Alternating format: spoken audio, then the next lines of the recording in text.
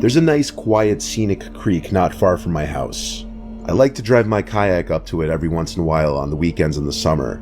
This one particular weekend was one of those weekends. The weather was perfect, sunny and 70s. I'd kayaked down this creek a bunch of times, and never had I seen anyone else kayaking it.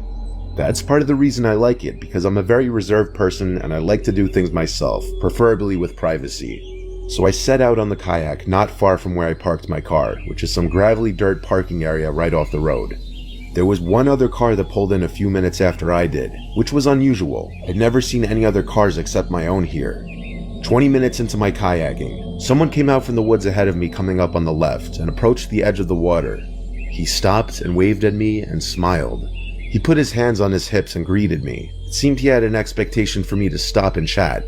I instantly knew I didn't like his smile, but my mother raised me to be polite to everybody, so I stopped paddling and smiled and greeted him back. There was an awkward pause where he was just nodding his head with his closed-lipped smile, and I had to break the silence by saying it's a beautiful day out. He nodded his head and said yup, then asked where I'm from. I made something up and said, from up north, just visiting. He clearly lacked the ability to hold any sort of conversation, and that's coming from me, who's not the most social person myself, so I wanted to just move along. I told him to have a great rest of his day, and continued onward down the river. Never in a million years was I expecting what happened next to happen. I turned when I heard a snap of a stick or something from not far behind me. There in the not so far distance was the guy, hiding behind a couple trees, seemingly following me. I was disturbed and uncomfortable, like he was clearly trying to not be seen.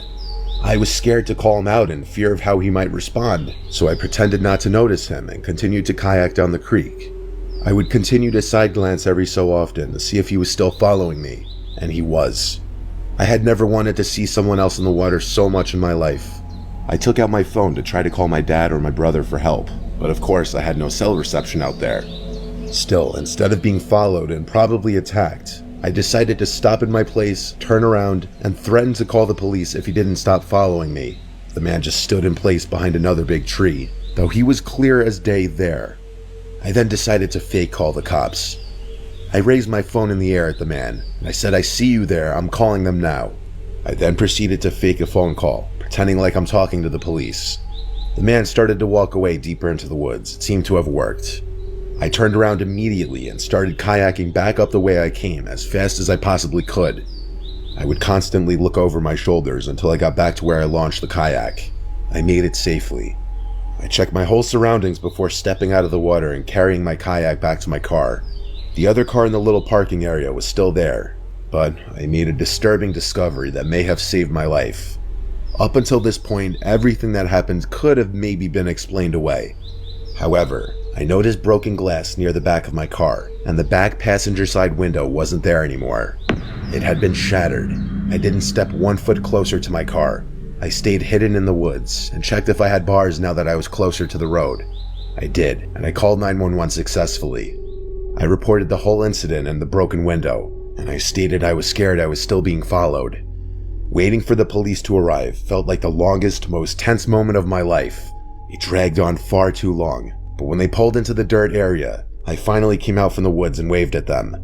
I pointed to the car, and 2 police officers came out and approached the car where they found him, the man from the woods, waiting in the back seat of my car, hiding, waiting for me to enter my car to grab me. It was beyond satisfying to see him arrested. He definitely wasn't smiling anymore. I looked at him, as it almost seemed like he was avoiding looking at me as he was taken to the police car. I'm happy the man was so stupid that he thought I wouldn't notice shattered glass all over the side of my car.